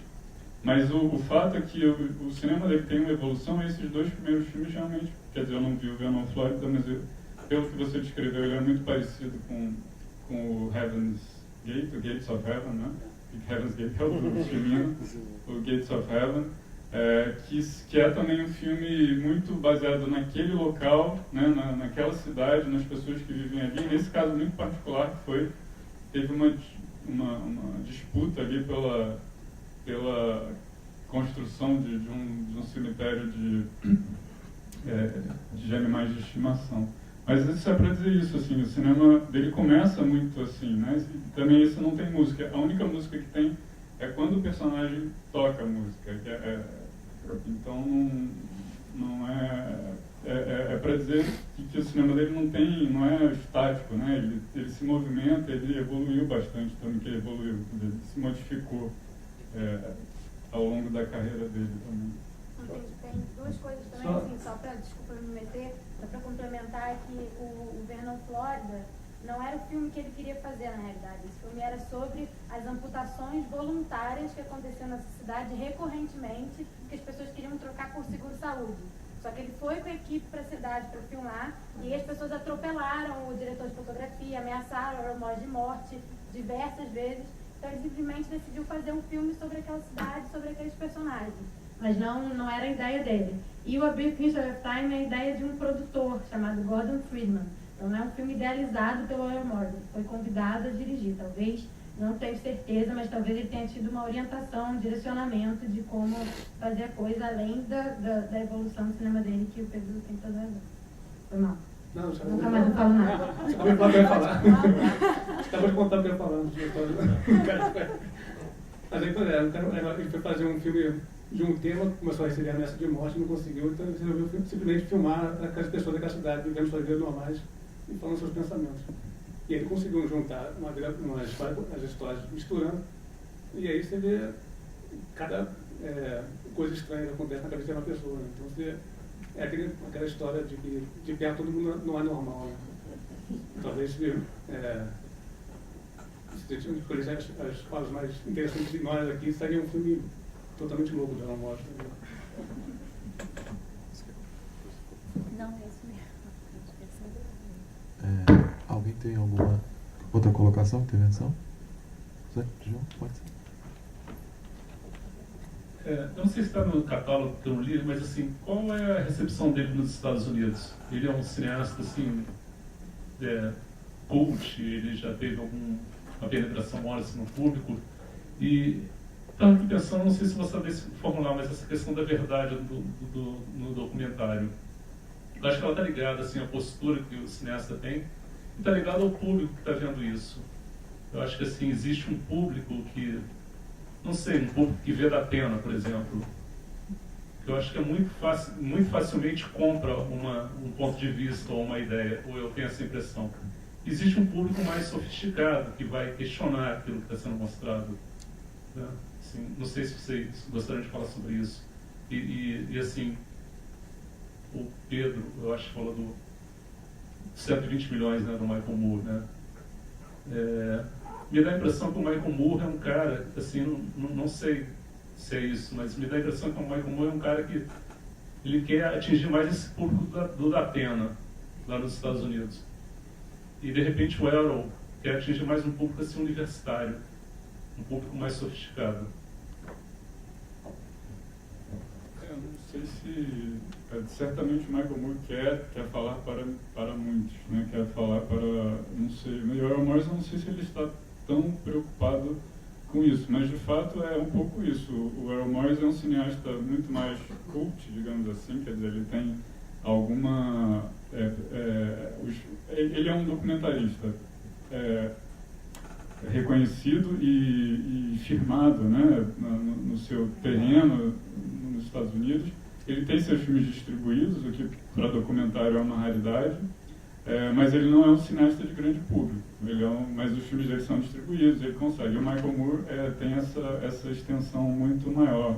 Tanto é que a fonte de renda principal dele são as publicidades que ele faz, né? Ele vive de publicidade. Outra coisa interessante, você falou um pouco do reconhecimento do documentário, né?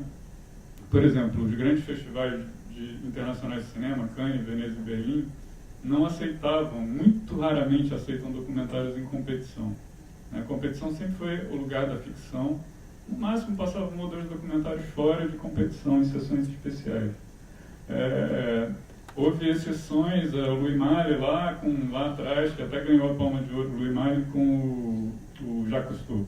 O filme que o Jacques Cousteau fez com o Louis Malle há muitos anos atrás ganhou até uma Palma de Ouro em Cannes, mas é muito exceção. Quem voltou à competição dos documentários foi o Michael Moore com Tiros em Columbine, e depois ganhou a Palma de Ouro com Fahrenheit, com o Tarantino no júri, né, na presidência do júri. Quer dizer, quando o documentário entra na competição dos grandes festivais, é via Michael Moore.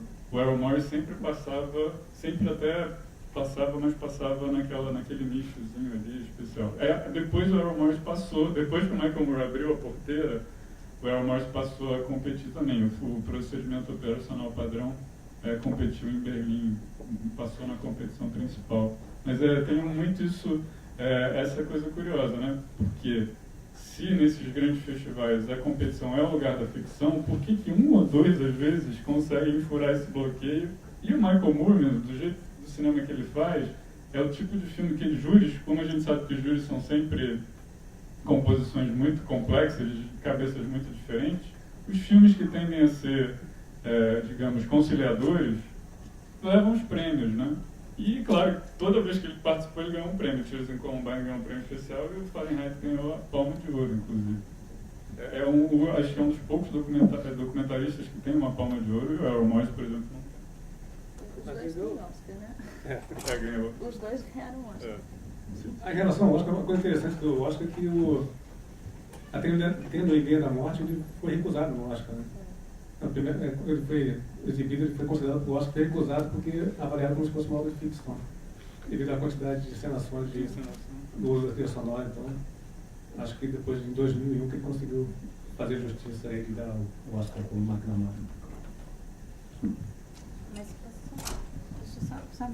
porque eu acho que, na verdade, eu tenho um pouco de resistência da gente dividir o público dessa maneira, assim, o público, eu entendi o que você quer dizer, mas assim, dividir o público do público, né, você usou essa metáfora do Datena, é um público mais sofisticado, talvez, né, mais crítico e tal, porque eu acho que os sujeitos, eles podem estar nos dois lugares, né, eles podem vir Datena e podem, né, e muitas vezes esses sujeitos críticos e sofisticados e universitários vêm da Atena também, né? Quer dizer, ou seja, também tem essa referência, esse afeto por essa referência sensacionalista e tal, então eu acho que é bem mais complexo. E pensando sobretudo a cultura norte-americana, não estou dizendo que isso aqui no Brasil também na verdade não é, mas pensando a cultura norte-americana, essas referências elas são muito mais diluídas de uma maneira geral, né? Do que de fato não é tão demarcado assim. E eu acho que claro que o Michael Moore ele tem uma penetração maior no sentido de sucesso e retorno, até de bilheteria e tal. Mas os filmes da Errol Morris são filmes que circulam bem também, na verdade. E não necessariamente, aliás, pelo contrário, não necessariamente não são filmes, é um cineasta de tanto prestígio assim, por exemplo, na crítica universitária norte-americana. Sim, não. Aliás, ao contrário. Assim, a crítica universitária norte-americana, ela tende a ver o Errol Morris como assim, um cineasta muito comercial, né, muito espetacular. Então, como se fosse uma coisa assim, não tão edificante para o mundo do documentário. Assim. Você não tem muitos artigos, tem muitos trabalhos sobre eles e tal, assim, até pela importância, mas não necessariamente assim, ele não está no hall das estrelas. Assim, sabe? Você não acha que existe um público que é menos propenso a comprar alguma coisa que não é verdade? Um público que duvida mais do que está vendo, está ouvindo? Eu acho que isso varia tanto, assim, eu acho que em que momento que a verdade eu acho que se trata mais de perguntar em que momento que a verdade é importante, em que momento a gente nem passa pela nossa cabeça duvidar da verdade, em que momento passa pela nossa cabeça duvidar da verdade, sabe? Eu não sei se é pelo público, sabe? Eu acho que o mesmo sujeito é capaz de, em vários momentos, se questionar e duvidar dessas verdades oficiais, e em vários outros comprar essas verdades oficiais. Acho que é o mesmo sujeito que é capaz disso, entendeu? Eu acho que eu gostaria, ao contrário, eu gostaria que tivesse, de uma maneira geral, essa dúvida. Não acredito em verdade, né? Mas, enfim. Mas eu acho que é o mesmo sujeito, dependendo de onde vem a verdade, entendeu? Quem está falando essa suposta verdade? Acho que o mesmo sujeito pode chegar e dizer, olha, eu duvido dessa, porque é fácil a gente, talvez, né? Duvidar de uma verdade proferida, por exemplo, pelo judiciário, proferida pelo Sérgio Cabral, proferida pelo Beltrame. Mas talvez duvidar dessas verdades, desses sujeitos, acho que tem um público mais propenso a duvidar. Mas talvez esse mesmo sujeito possa não duvidar de outras, né? Proferidas por outros sujeitos. Então, não sei. Não sei se estão... Entendeu? A minha provocação para você. Alguém tem uma colocação? Acho que estamos chegando na reta final. Se não tiver uma pergunta, um comentário. Enfim. Eu vou fazer mesmo um comentário, não sei se suscita alguma ideia a vocês. Me parece interessante, que eu acho que tem a ver com o que você falou também, de ser um artista que está muito... que tem essa ligação, como você falou, talvez com o mundo do espetáculo, por estar, de certa maneira, muito pautada por uma agenda grande, né? Falar com grandes figuras, o secretário de Estado, e um pouco pautado ali pelas manchetes, mas de alguma maneira, por ter como posso dizer, um certo controle aí dos recursos expressivos do documentário, produz aí um lugar muito singular dentro do espectro da produção de documentário, que é isso mesmo, fora, digamos, do cânone dos campos mais protegidos dessa área, assim, mais artísticos, digamos assim, né, coisas não pautadas pelo mundo do espetáculo, né, que vão partir de uma outra chave, e também não é aderindo ao sensacionalismo, mas um pouco jogando junto, às vezes com relações ambíguas com esse tipo de repertório, mas enfim, me parece que uma das singularidades dele é ocupar esse lugar muito específico dentro do espectro da produção de imagem dentro do campo do documentário, entendeu? Que não aderir totalmente a uma coisa espetacularizada em si, e também não ser uma coisa que se furta aí a uma agenda grande, que vai falar da guerra, que vai falar das instituições, enfim. Eu acho que me parece que a singularidade dele é construir, fazer um caminho que se mantém nessa, que não se furta nem de um nem do outro, e eu acho que não adere nenhuma dessas duas polaridades. Eu acho que uma singularidade da obra dele, eu acho que é conseguir criar um caminho sólido, sem se furtar disso e sem se... Vocês compreendem? Sim. Da fotografia. Tá. A gente ninguém falou sobre a fotografia dele. Ele tem uma sofisticação em muitos documentários também, muito boa fotografia, né? E os cortes, mas tem não me lembro de qual deles, mas tem umas fotografias maravilhosas. A fotografia do Mr. Death é do Robert Richardson, que depois trabalharia com Scorsese, com vários diretores fundamentais ali, né? O fotógrafo. E tem essa história do primeiro filme dele, né, que ele ganhou dinheiro e ganhou dinheiro não. O cara, ele pediu uma câmera e o cameraman ele demitiu 3 até encontrar alguém que, justamente porque as pessoas tinham uma visão do que deveria ser o documentário, de como deveriam ser filmadas as entrevistas, que ele discordava. Ele faz uns cortes, assim, ele fotografa muito legal. Eu queria fazer essa observação. Ele é muito cuidadoso mesmo. Alguém quer comentar? Não sei, meninas, a gente fica por são 6h25. A gente vai mais um pouco, libera as pessoas para a sessão de 6h30. Eu acho que quem ia para a sessão de 6h30 já foi. Então, se vocês quiserem continuar, fiquem Ah, à então vontade. tá. Então vamos continuar. Tudo bem para vocês?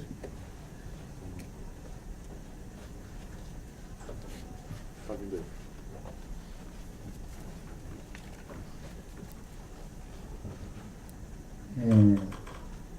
Porque eu vim com essa expectativa, não sei se vocês gostariam de comentar. Eu li que ele desenvolveu um dispositivo, né?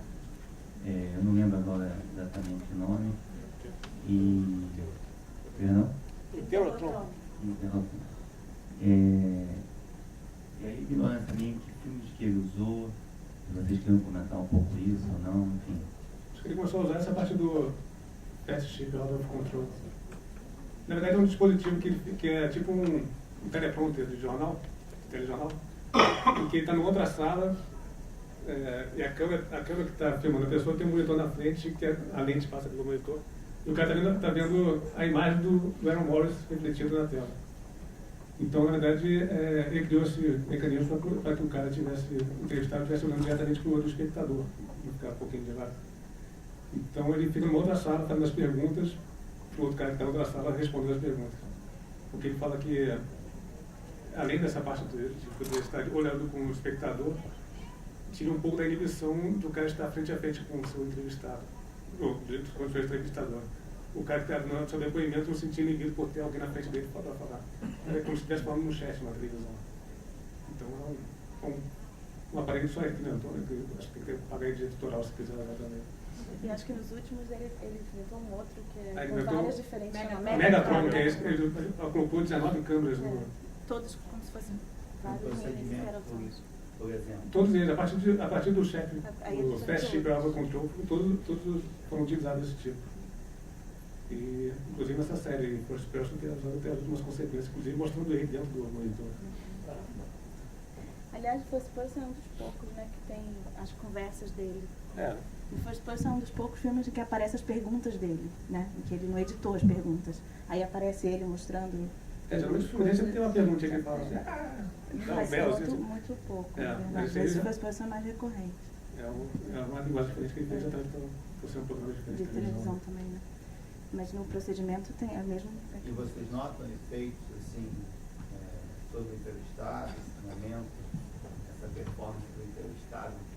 Notam efeito claro? O que vocês notam? No caso do filme, para mim, no filme do McNamara principalmente, eu não sei, eu acho que sim, não, mas o que me... eu acho... Porque o McNamara, ele fala coisas muito... tem mesmo uma...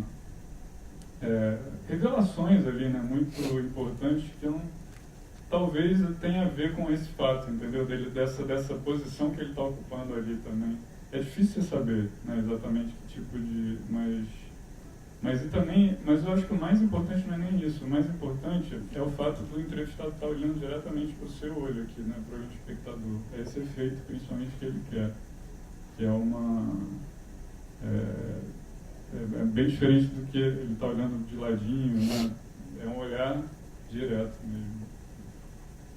Acho que tem essa coisa de encarar, sabe? Dá a sensação de que está te encarando a fala. E como tem várias dessas entrevistas, é meio perturbador até algumas coisas que se falam, assim, parece meio aleatório, assim, certas...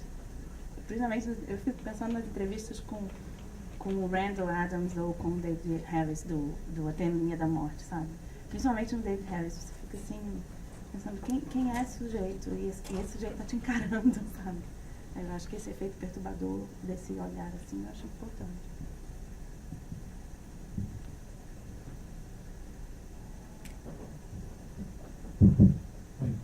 Eu não conheci esse aparelhinho, esse instrumento dele, mas me parece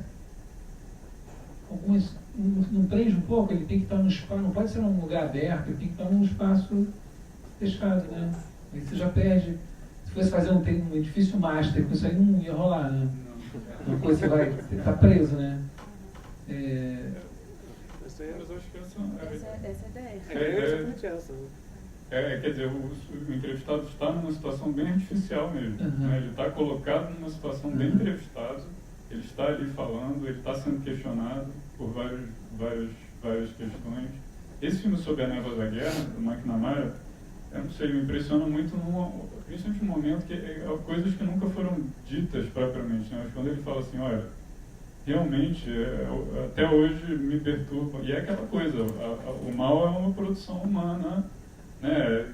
Ainda, ele fala, quer dizer, a decisão que passou por ele, né? Ele passou por quem estava do lado dele na Segunda Guerra, de bombardear Tóquio, sabendo que as casas eram construídas de madeira com bombas incendiárias, né? Quer dizer, uma decisão que sabia que ia acarretar a morte de civis, né? E que ele admite pela primeira vez que é um crime de guerra, né? Na Segunda Guerra Mundial.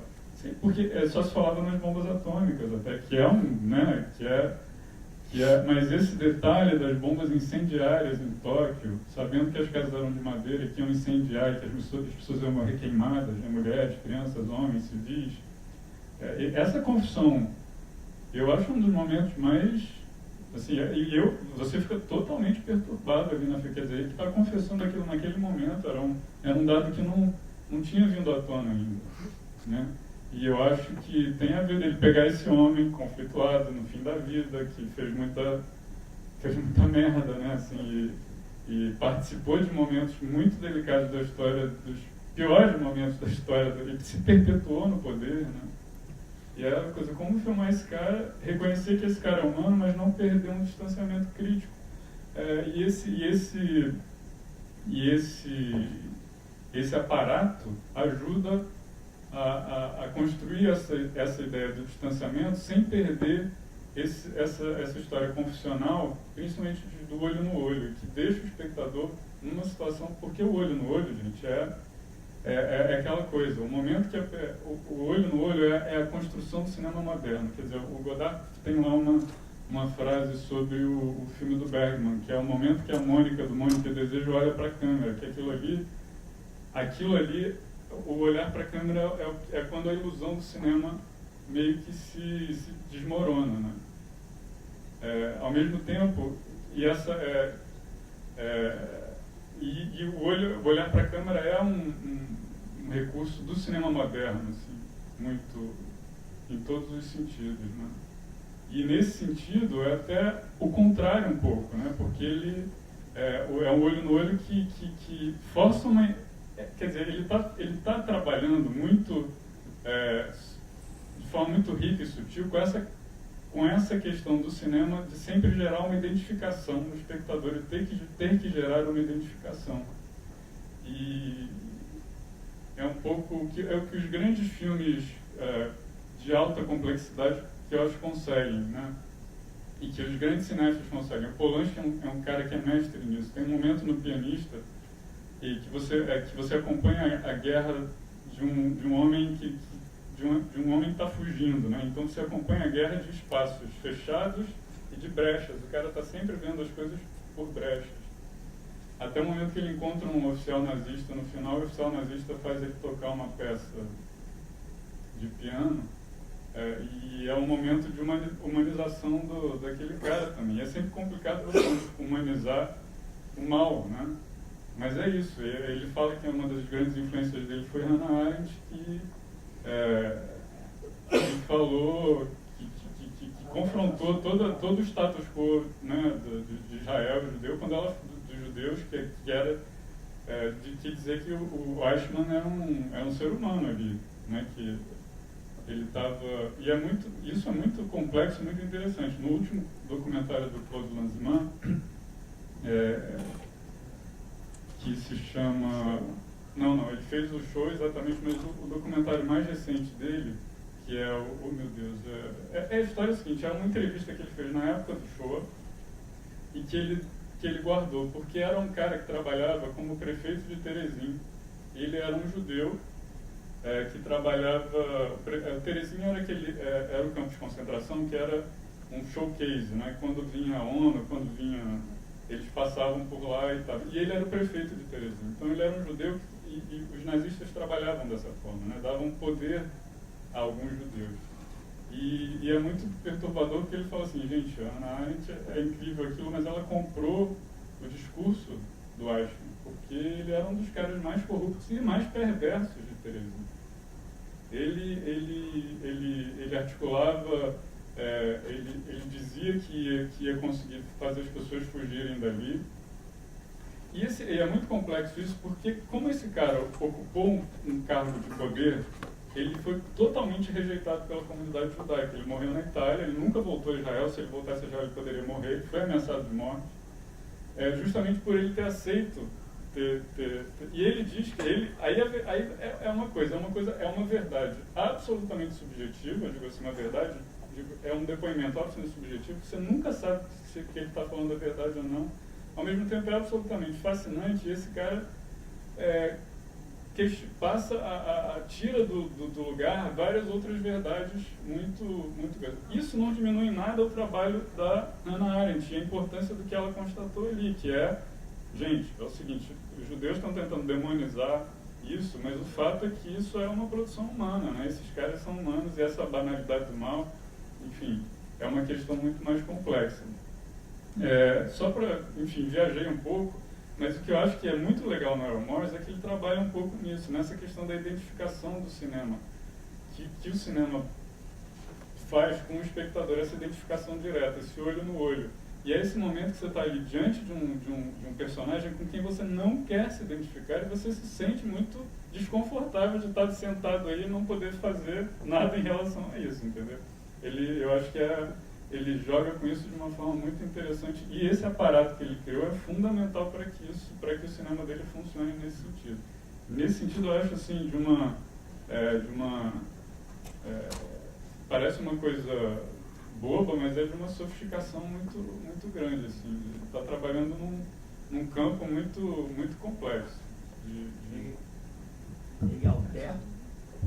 Estou achando interessante essa forma, mas eu estou viajando aqui, indo lá no Coutinho, né?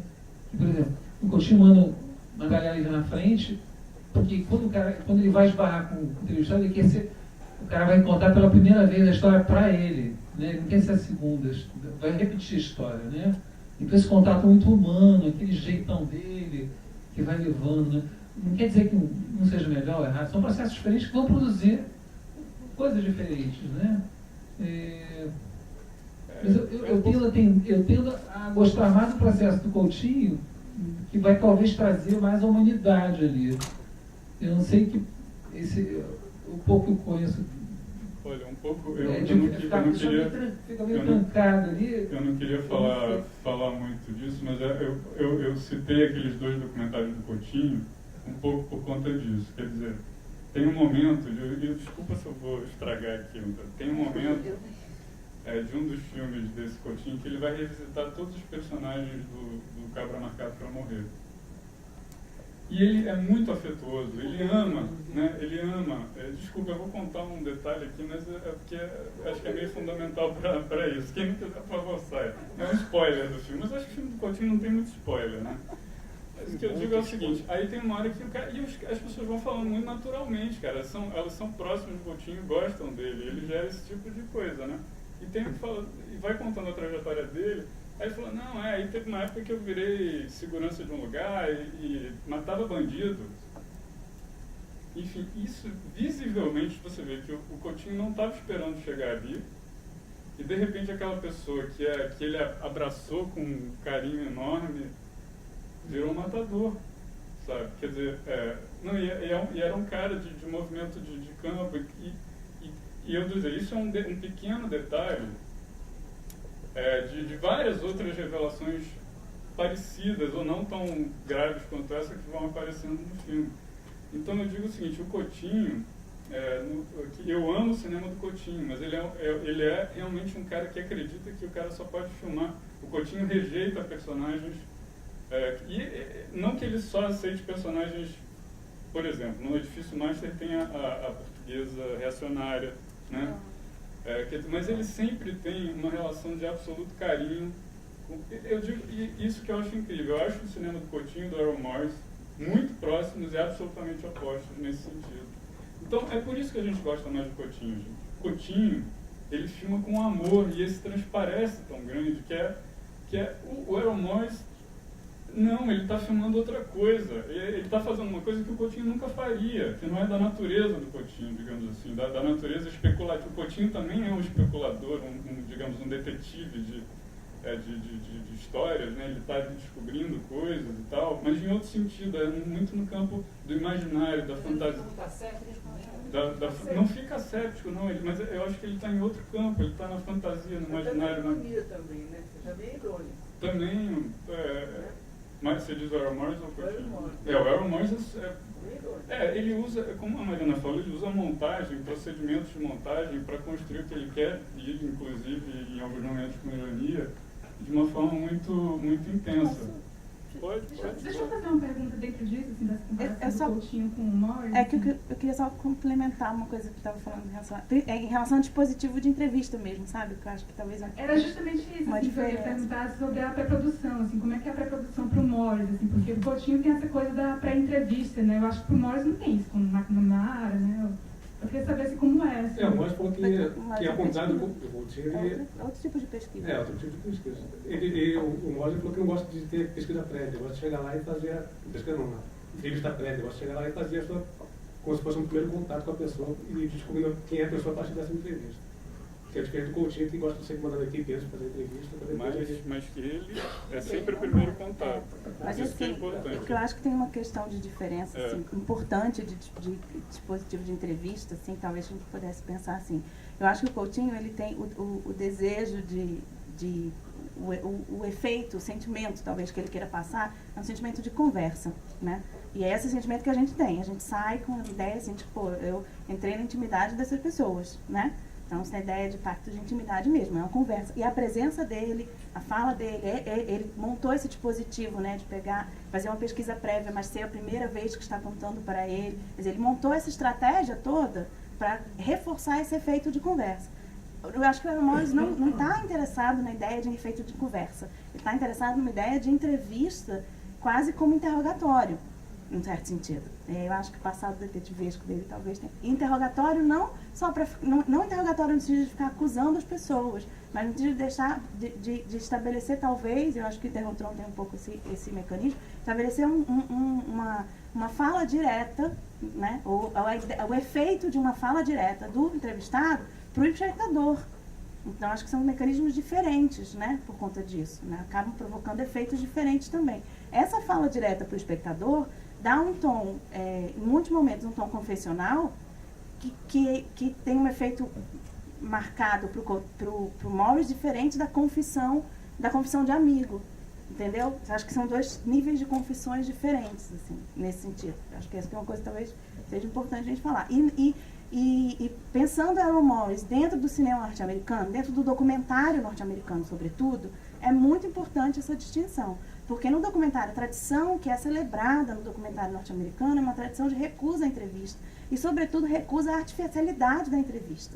E o Errol Morris não recusa isso.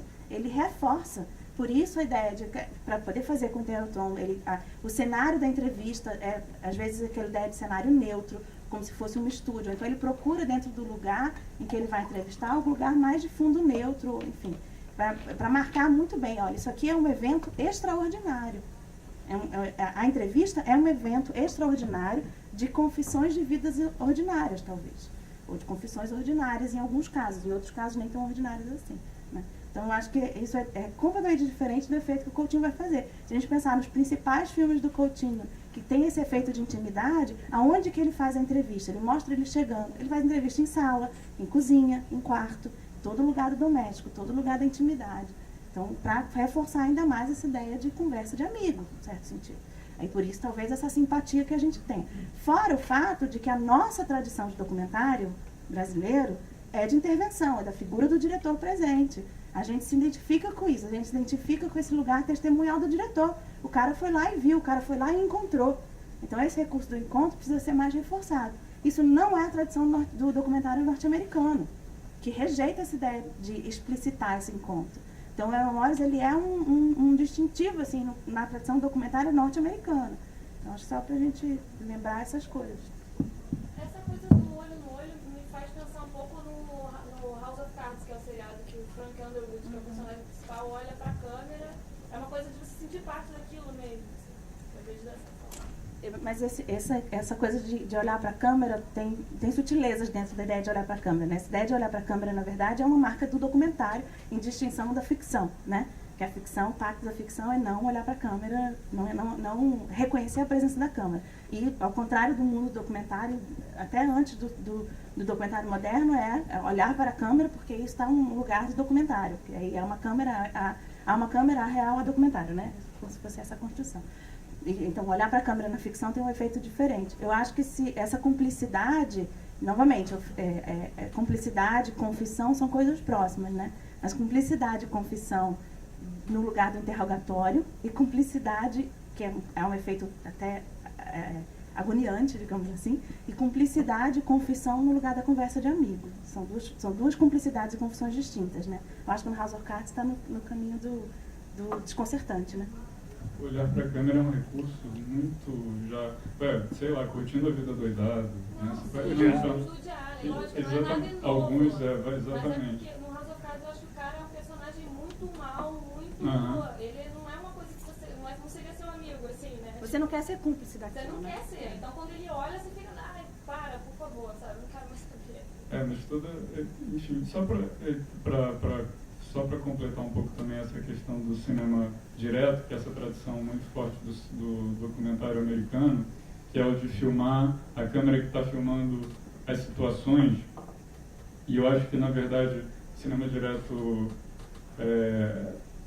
ele é muito atacado, mas se você for pegar toda a obra do Frederick Wiseman, que é o grande cara do cinema direto, acho que você entende como aquilo ali funciona, e isso acho que vale uma comparação com o cinema do Errol Morris, né? O cinema direto, ele filma, ele não está interessado nas pessoas propriamente, ele está interessado no funcionamento das coisas e das instituições e dos sistemas de poder. Então a câmera está ali flagrando algo para além dos personagens, assim, digamos assim. E não é à toa que os filmes do Wiseman, alguns são mais curtos, mas em geral eles exigem imersões de mais de 2 horas, 3, 4, às vezes 4 horas naquilo ali, que é para você realmente entrar e entender aquilo ali, né? E a partir de determinado momento, eu acho que os filmes do Errol Morris vão ser sobre as pessoas, digamos, que estão no local de poder das instituições, digamos assim, né? E vão enfrentar essas pessoas. Isso é muito curioso, que de certa forma ele é totalmente fora da tradição do documentário americano, mas de certa forma ele também está ali para questionar determinadas instituições e verdades. E no filme do Wiseman, e outra coisa que eu acho interessante, se você faz alguma aproximação, né, com o cinema de gênero, mais próximo acho que é do filme de horror, né? E eu acho que isso é alguma coisa no sentimento, na estranheza, no tipo de tema que ele está abordando. E determinados filmes do Wiseman são filmes de horror. Tem um filme dele que chama Primer, que se passa dentro de um laboratório que faz pesquisas em cérebro de macacos, cérebros de primatas, que, rapaz, é um dos filmes mais perturbadores que eu já vi na minha vida, assim. E é engraçado isso, do documentário também poder ter uma leitura digamos, que seria o mais ficcional dos gêneros, do horror. Gente, infelizmente vamos ter que terminar aqui, estamos com o horário já bem próximo à sessão. A gente tem aqui às 7, daqui a pouquinho, Tem no Linha da Morte, não é? Isso é um filme extraordinário e a mostra continua amanhã. Que horas começa a sessão? 1h já tem filme, então... Obrigado pela presença, obrigado por pessoal do novo, você quiser. Boa tarde, boa noite para todos.